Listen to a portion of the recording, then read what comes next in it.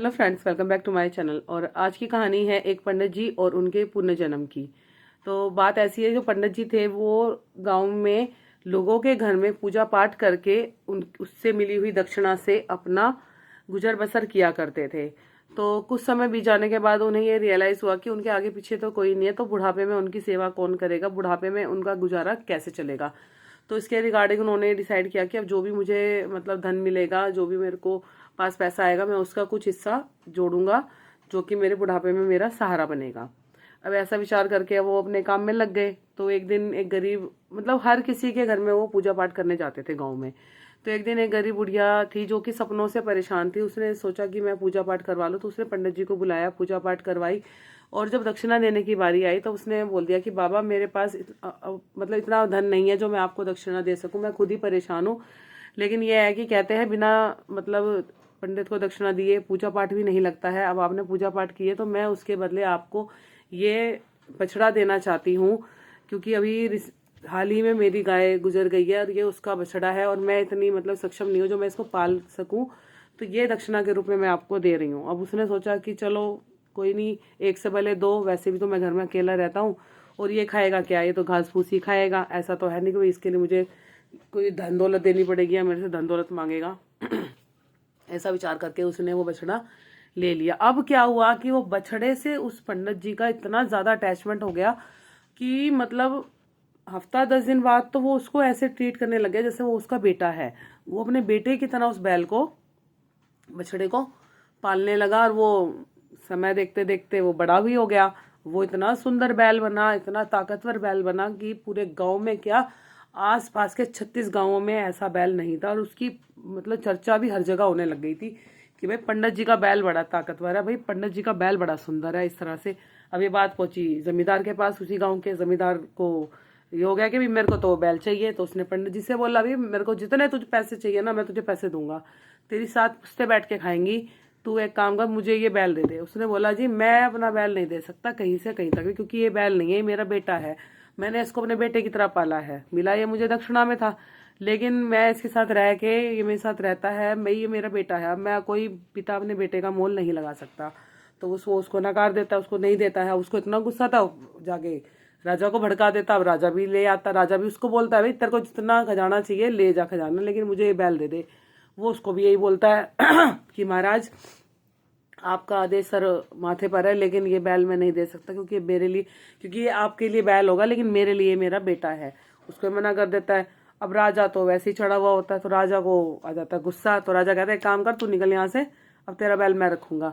अब वो जबरदस्ती उसका बैल ले लेते हैं। वो रोता है, अब पंडित अपने घर में रोता है और बैल वहां आके उदास हो जाता है। 4 दिन हो जाते हैं, ना तो बैल खाना खाता है ना पंडित जी खाना खाता है। पंडित जी की तो किसी को कोई चिंता है नहीं कि वो मरे या जिए, लेकिन बैल जो लेकर आया था, बैल की सेवा में लगा दिए 10-12 लोग। अब वो 10-12 लोग भी परेशान कि भैया बैल खावे नहीं। फिर अब वो जाकर राजा ने बताया कि राजा जी ऐसे बैल कुछ खा नहीं रहा है, 4 दिन हो गए हैं, और अगर ऐसे ही चलता रहा तो ये मर जाएगा। तो कहता, भाई ये ऐसा करो, इस बैल को हाथ इस बैल को जाके पंडित जी को देकर आओ, वही रखेगा। वही अपने बैल को रखेगा। अब बैल जैसे पंडित जी के पास गया, इतना खुश हुआ, पंडित जी भी इतने खुश हुए, दोनों ने खाना खाया। पंडित जी ने बैल को भी खाना खिलाया कि 4 दिन का भूखा था। तो दिला दिया। अब वो दोनों एक साथ होने लगे। अब क्या था कि उसको आया गुस्सा, जमींदार को ये बात पता लग गई कि भैया राजा ने भी उसको बैल वापस कर दिया, उसकी योजना विफल हो गई। तो अब क्या था कि उसने, बैल जो था वो एक दूसरे से अटैचमेंट इतनी हो गई। अब बैल ने पंडित जी से बात करनी शुरू कर दी। तो वो हैरान हो गया कि ये आवाज कहाँ से आ रही है। तो कहता है, मैं ही हूँ मेरे मालिक, मैं आपसे इतना प्रेम करता हूँ और आप मुझसे इतना प्रेम करते हैं, और आप ही मेरी आवाज़ सुन सकते हैं, आपके अलावा कोई मेरी आवाज़ नहीं सुन सकता है। फिर कहता है कि तेरा मेरा कुछ तो रिश्ता है ऐसा, जो मतलब हम दोनों को जोड़े हुए हैं। तो वो उसको ये बताता है, मैं आपको शॉर्ट में सुनाऊंगी इतना, इसका ये वाला हिस्सा। वो उसको ये बताता है कि मैं आपके पुनर्जन्म का दोस्त हीरा लाल हूँ, और आप मेरे पुनर्जन्म के दोस्त माधव है, जो कि मेरे जिसमें पिछले जन्म में मैंने पहले आपकी जान बचाई थी और फिर आप मेरी जान बचाने के लिए आए थे, फिर आपको उस गांव के जमींदार ने मार दिया था और वो जमींदार का बेटा ही इस गांव का जमींदार बन गया है। मतलब वो पुराना जन्म उसको याद दिला देता है कि हम पुराने जन्म के मित्र हैं। तो वो उसको गले लगा के खूब रोता है, खूब रोता है। तो कहता है कि अब समय आ गया है कि हम उस जमींदार से बदला लें, क्योंकि उस जमींदार का बेटा ही इस जन्म मतलब इस जन्म में उसका बेटा बना है। पिछले जो जन्म का जो जमींदार था उसका बेटा इस जन्म में वही है जो उसके साथ मतलब खुन्नस निकाल रहा है। तो कहता है अब कैसे बदला लिया जाए। तो वो उसको एक योजना बता देता है कि इस योजना के तहत चलते हैं, फिर हम आगे करेंगे। तो अब वो क्या करता है, वो प्लान लेके जाता है, पंडित जी जाता है जमींदार के पास कि जमींदार जी मैं आपका एक बैल खरीदना चाहता हूँ, जिससे कि मेरे पास 2 बैल हो जाएंगे और फिर मैं खेती बाड़ी करूंगा। फिर वो कहता है कि तू मेरे पास तो बहुत ताकतवर बैल है, तुझे बता तुझे कौन सा चाहिए। कह रहा कोई सा भी हो, लेकिन मेरे बैल से ज्यादा ताकतवर हो। क्यों? मेरा बैल जैसा ताकतवर कोई नहीं है। क्यों, तेरे बैल में ऐसा क्या है? कहता मेरा बैल 10 बैलगाड़ियों को एक झटके में हिला सकता है। कहता अच्छा ऐसा है, लगी शर्त? कहता लगी शर्त। तो 20,000 सोने के सिक्कों की शर्त लग गई। सोचो, 20,000 सोने के सिक्कों की शर्त लग गई। और शर्त ये हुई अगर सेठ जीता तो वो बैल और वो घर पंडित का साहूकार को मिलेगा, और अगर पंडित जी जीते तो 20,000 सोने के सिक्के पंडित जी को मिलेंगे। अब ये सारी चर्चा फैल गई गाँव में। अब गाँव में ऐसी फैली कि हफ्ते भर में ही आयोजन कर दिया। अब 10 बैलगाड़ियों को एक साथ जोड़ दिया गया, बैलगाड़ियों को, और उसको बांध दिया पंडित जी के बैल से। अब बैल तो था ही ताकतवर, बैल ने तो एक झटका ऐसा लगाया कि सारी बैलगाड़ियां, एक कदम नहीं 10 कदम नहीं, बहुत दूर जाके मतलब पड़ी, उसने सारी बैलगाड़ियों को हिला दिया। अब भैया अब सबके सामने थी बात, अब तो शर्त के मुताबिक उसको पैसे देने थे। अब उसने दे दिए उसको पैसे, और उसको आ गया और ज्यादा गुस्सा।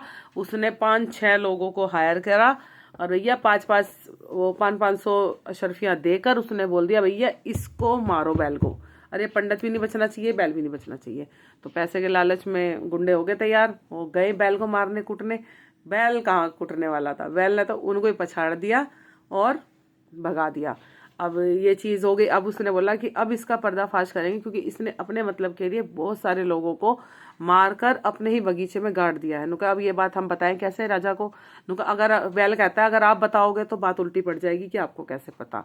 अब बात ऐसी है, आप जाओ राजा की बेटी के पास, जो कि उसकी पहली पत्नी की बेटी है। वो सॉरी, सेठ जो मुखिया है, जमींदार की बेटी को जाके बताओ ये वाली बात, क्योंकि जो जमींदार की बेटी है वो उसकी पहली पत्नी की बेटी है। जो उसकी दूसरी पत्नी है वो उसको परेशान करती है, और वो लड़की बहुत अच्छी है, वो हमारी मदद जरूर करेगी।